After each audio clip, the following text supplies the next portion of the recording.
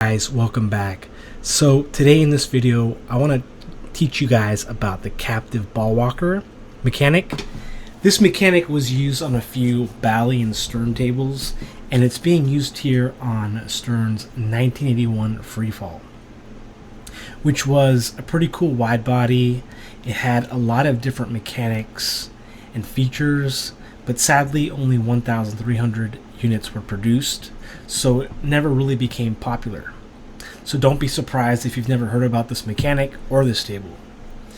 But the way the captive ball walker works is that it's a lane dedicated to positioning and holding the pinballs in place and releasing them depending on the events that are triggered.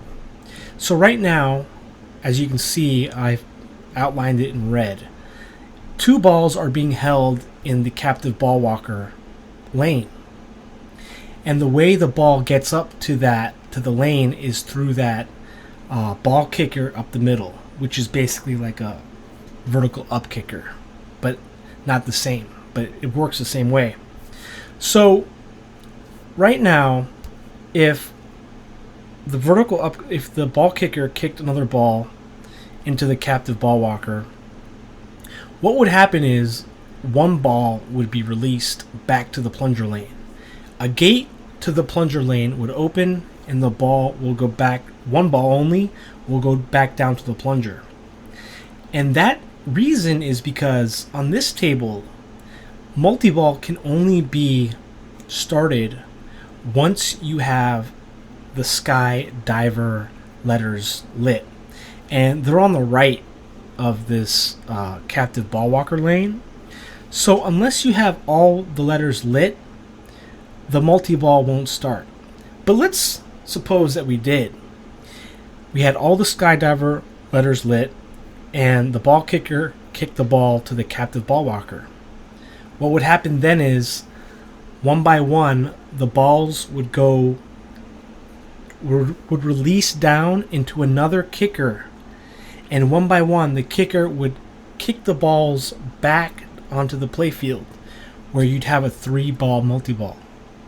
So this function is very interesting because it's a way of kind of simulating multi-balls, setting up for multi-balls, and basically holding the balls in place, much like you would in other ways to set up. So some tables have like ball locks, and just think of it like a ball lock, but this ball lock is can also release the ball back to the playfield depending on of the events.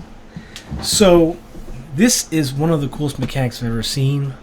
Following this, I'll just show you the ball going up to the captive ball walker, but it's just such a cool way, specifically this table, that incorporates it.